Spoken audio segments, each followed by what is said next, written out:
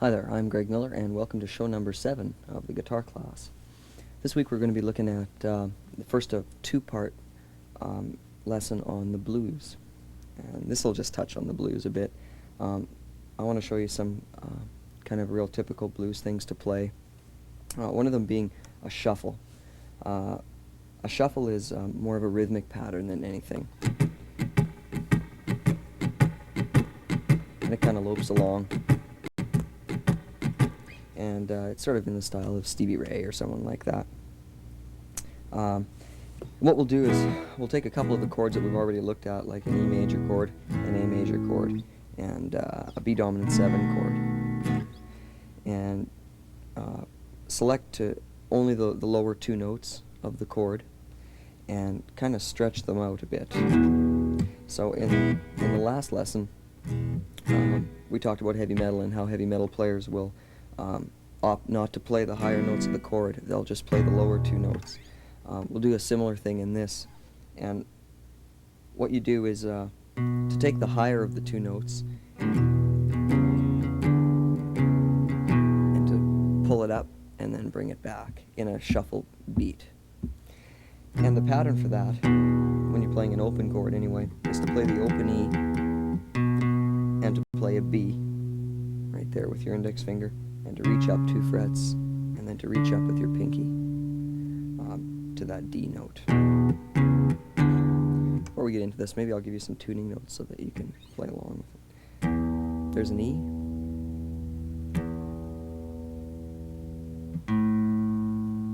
and an A, and a D, and a G, B, and the high E. So this shuffle pattern, and you can play it a few different ways as far as the fingering goes. You can use your index and your ring and your pinky,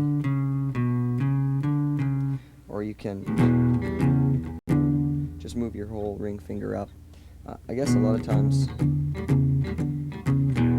what I'm doing with it is to play that first note with my index, play the second note with my ring and my middle on the same fret, slide my ring finger up to the next fret, and then move back and forth between my ring and middle until I go back to the original position.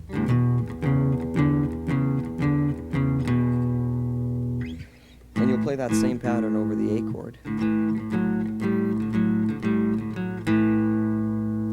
When it comes to the B chord, it gets a little tougher because you have to, just like we took that A major chord and moved it up to turn it into a bar chord, a B chord like that, now you have to have your index finger back there, so you're going to have to stretch your pinky way out. And lots of people, like me, aren't going to be able to reach that note if they still have to have their pinky or their index finger on that B note right there. So what you can do is, instead of playing the B here and using this bar chord, think about the open E major chord and move it up until it's an F, F sharp G, G sharp A, A sharp B, and take the lowest two notes of that, and the frets become closer together as you move up the fingerboard, so things get a little easier to play. And there's dozens of different kinds of specific rhythm patterns that you can use, as long as you're playing all the time. The simplest way to do it is to eliminate the offbeat and just hear 1, 2, 3, 4, 1, 2, 3, 4, which isn't really a shuffle, but it's when you add the offbeats into it, it becomes a shuffle. So to play 1, 2, 3, 4, 1, 2, 3, 4, 1, 2, 3, 4, 1, 2, 3, 4, and then move to the A chord. 1, 2, 3, 4, 1, 2, 3, 4, and back to the E. And then up to the B.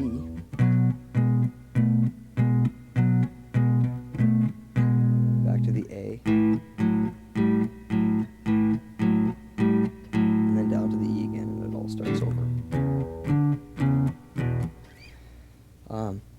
To make that groove a little bit more, what you can do is to put a muted upstroke between every one of those beats. So you're going to hear.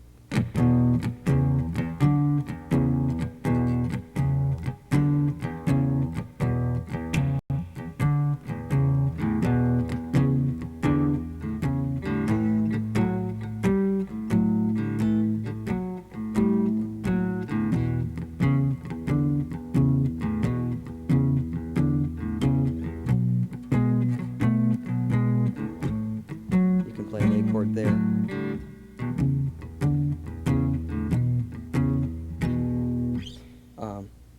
I moved that A chord up, just like I took the B chord. You can play the A chord there instead of playing it open. And sometimes it's easier to move from a B to an A, back down to the E like that. Putting that offbeat, that in between it, turns it more into a shuffle. And when you're playing these open kind of chords, it's really hard to have an open muted, a muted upstroke without having some extraneous kind of noise happening behind the chord with strings ringing. For these kind of shuffles, it doesn't really matter, and sometimes it's almost a good thing to have a lot of garbage between your chords.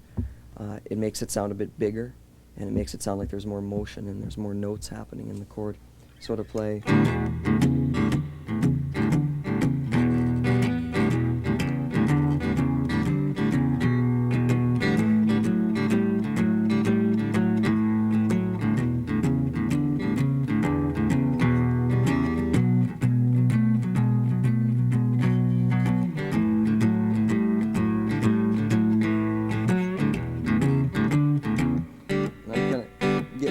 Those open strings in there and just letting whatever rings ring, and when you go back down to play the chord, you'll be able to mute that stuff with your index finger coming down to play the first chord.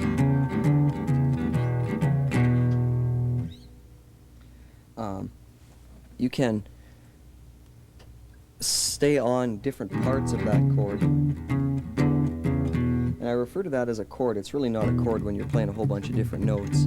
The reason I call it a chord is that what you're really doing, this progression, would be made up of 3 chords, an E chord, and an A chord, and a B chord. And if you were playing the song just as chords, you might play.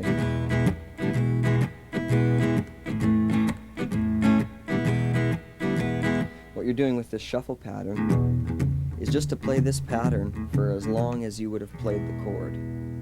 So even though it's not a chord, it's referred to as the E chord when you play the pattern that's based off the E chord. Just an easier way to talk about it.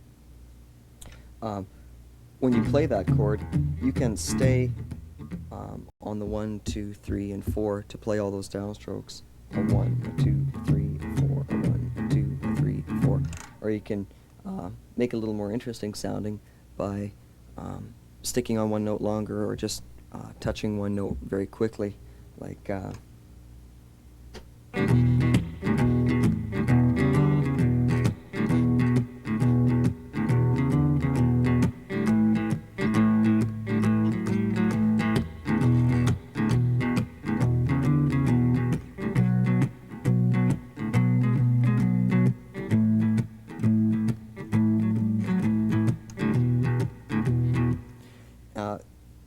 the possibilities are just endless. Just basically do whatever you want.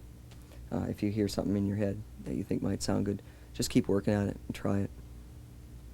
When you're doing this kind of blues stuff, because you're not really playing one particular song, you're playing a million different songs that are written with these chords and use this kind of a shuffle pattern.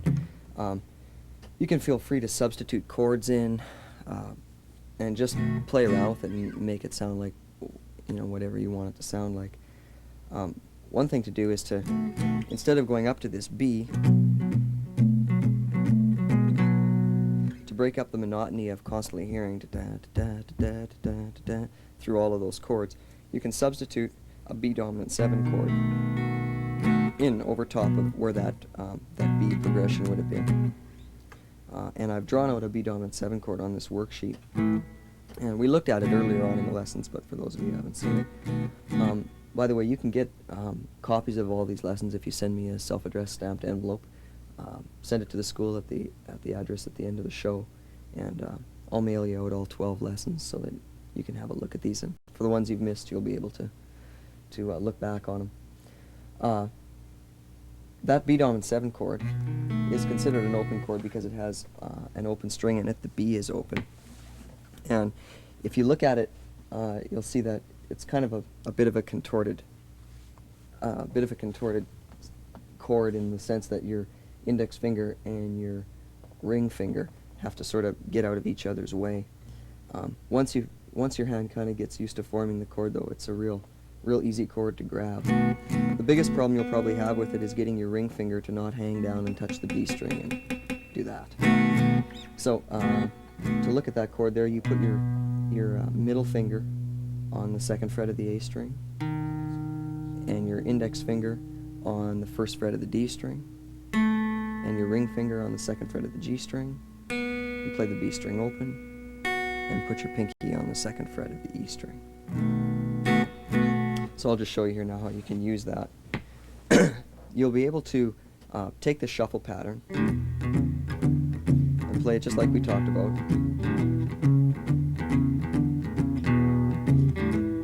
Going into the A chord and then back to the E. And now where you would have went to the B shuffle pattern, play and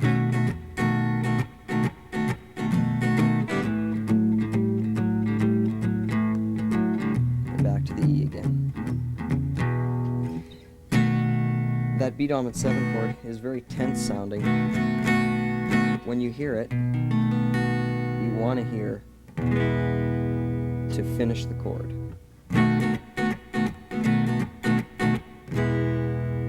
And that's dominant 7 chords sound like that for a reason.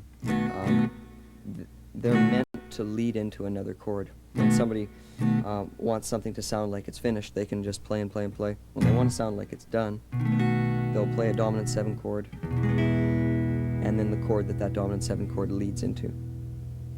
When you're running through this shuffle pattern, again, like I've said before, just keep the tempo in your head.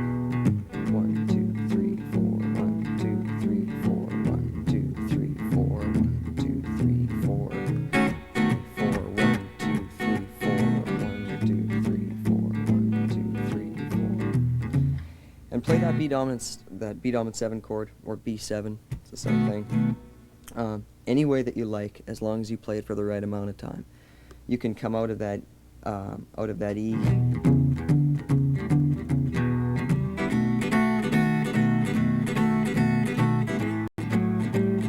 or you can come out of it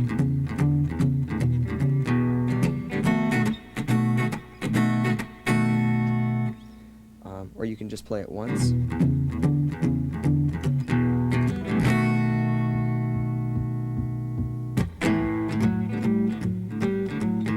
There's a lot of different options, and again, there's no rule for it. Just put it in when it sounds good. Some other chords that we've looked at, I guess, just off the top of my head, we've talked about an A dominant 7 chord. That chord can be substituted in over top the A portion of this progression. So if you run through it,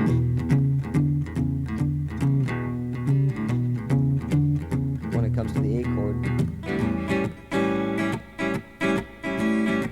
then back to the E, and then the B, and the A, and then the E again.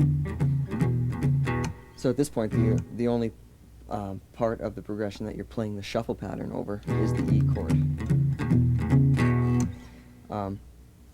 The thing with these kind of techniques, these segments, is that you don't want to overuse them, or else they start sounding boring. Any technique or any kind of style that you use will sound boring if you overuse it. And you can make things sound more interesting by combining a lot of different elements together, like playing that shuffle pattern for the first E chord, and playing the shuffle pattern for the second A chord, for the first A chord, and the shuffle pattern for the second E chord. playing a chord for the B, and playing a chord for the A, and then going back into the shuffle the first time you do it. And the second time you do it, you can change it a bit and play an A chord, and then go back into the C shuffle. And then you can go up to a B and back to an A.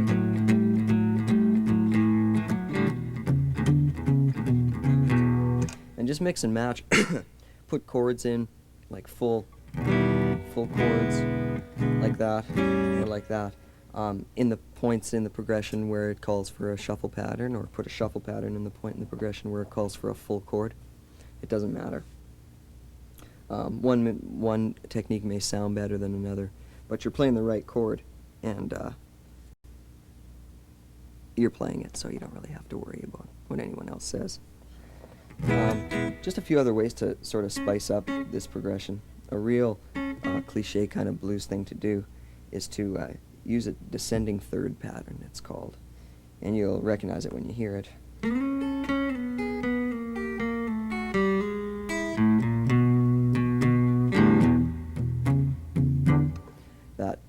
That high string walk down, and it's real easy.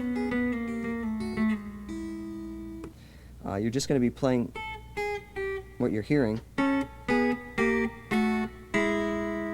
those notes, those intervals together, just in a descending order, and what they're doing is they're walking closer to the E chord.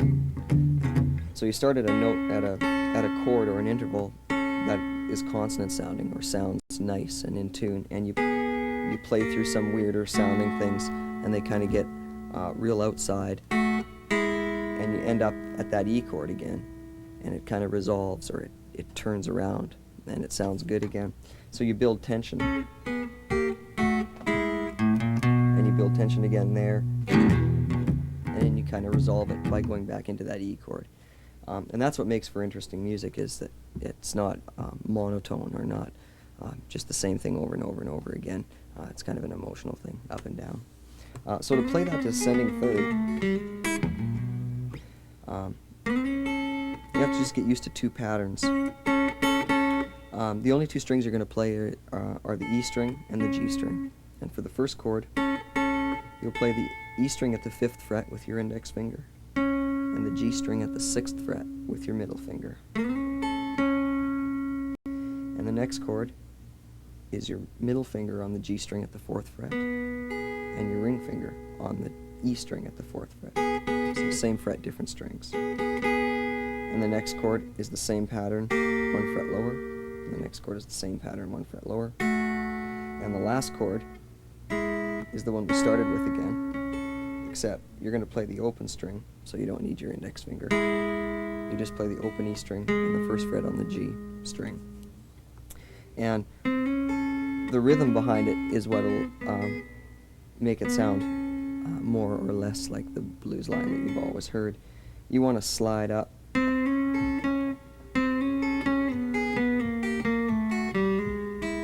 Da dun dun dun dun dun dun dun dun dun dun. Think 1 2 3 1 2 3 1 2 3 1 2 3, and you're starting on a 3. 3 1 2 3 1 2 3 1 2 3 1 2 3 1 2 3 1 2 3 1 2 3, and you're just going to slide from the note that you played last time. And I'm picking it with my middle finger, just out of habit more than anything. You don't have to, you can pick it with a pick. It's a little harder to feel comfortable with the pick going between those two strings because they're so far apart. So if you anchor your hand somewhere on the low strings, because you're not using them at all, you can just rest your pick on the G string and bring your middle finger up under the high E string and push down to the floor to pick the G string, and pull up to the ceiling to pick the high E string.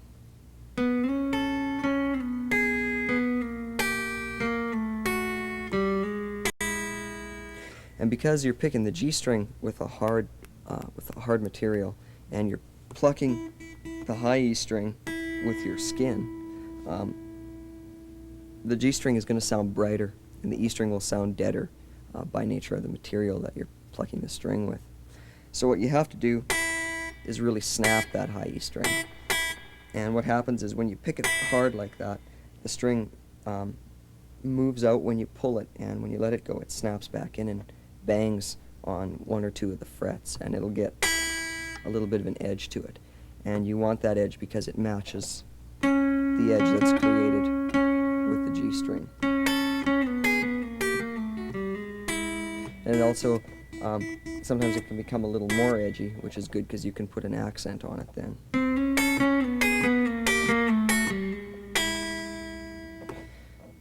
It's a higher note and it's a thinner string, so the tone and the sound of it isn't going to be as powerful as the G string because it's thicker and it's got more mass behind it. And you can compensate for that by just leaning into it a little harder. So after you walk down through those thirds, you want to do just a little walk up, A sharp, B.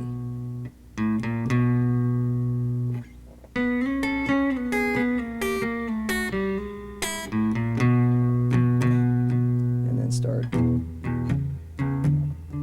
And if you play that progression at that speed, you're going to have to play the shuffle pattern at that speed too.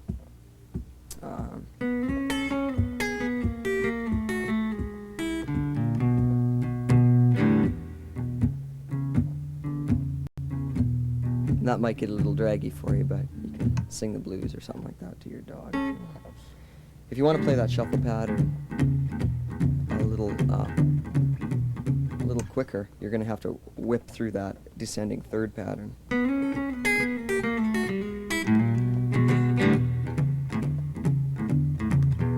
And that's just a matter of practice too. All you have to do is just keep playing it. It's a good idea to play it down and to play it back up.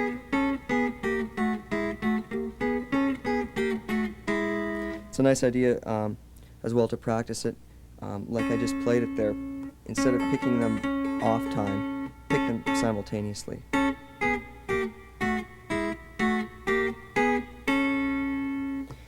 And once your pick and middle finger get accustomed to kind of squeezing together and popping both those strings at the same time, the whole technique will get easier for you. When you have to do that and you have to break them up and do them at different points, you won't have to worry about concentrating on getting your pick to pick down and your middle finger to pick up. And that's a good general rule when you learn a new technique or something like that that requires both hands, is to simplify one hand to the point where you don't have to think about it and concentrate on the other one. And then once you're comfortable with that, simplify that hand and concentrate on the other one, and then try to combine the two. So what you may want to do to get your picking happening is not to play anything at all with your left hand, and just worry about picking the G string down and pulling the high E string up. And make sure that when you're practicing it at different intervals, 1 and 2 and 3 and 4, and that you are hearing those notes at different times, and you don't want to shift in like that. If you want to practice them at the same time, make sure you're hearing them 1, 2, 3, 4, 1, 2, 3, 4, and then you can break off 2 and 3 and 4 and 1 and 2 and 3 and 4 and then once you have that down, form any one of those chords and get used to the way that chord should sound, and then move to the other one. And just pick up and down real smoothly, and just take your time with it, and you'll be able to run through no problem.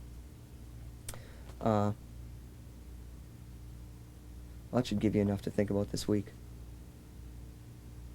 If you want some more ideas, you can listen to like Muddy Waters or B.B. King or Stevie Ray Vaughan or Colin James. Any of the cool blues players, the Stevie Ray stuff and the Colin James stuff and the Jeff Healey stuff too, sort of, is real hip and real rock and an up-tempo, and it's real interesting music. You'll hear a lot of this kind of stuff happening. You'll hear that shuffle groove. And if you like this style of playing and you'd like to be able to play like this, I would suggest listening to as much of it as you can. And Stevie Ray should be right at the top of your list. The more you listen to music, a certain type of music, the more it'll just naturally kind of come out of you when you play, because it'll be in the back of your mind. So next week we'll continue this a little bit, talking about some bigger sweep picking and stuff like that. Send me an envelope with your name and address and a stamp on it, and I'll send these lessons out to you so that we can do this together next week. So that's all I have to say, and have a good week, and I'll see you in 7 days.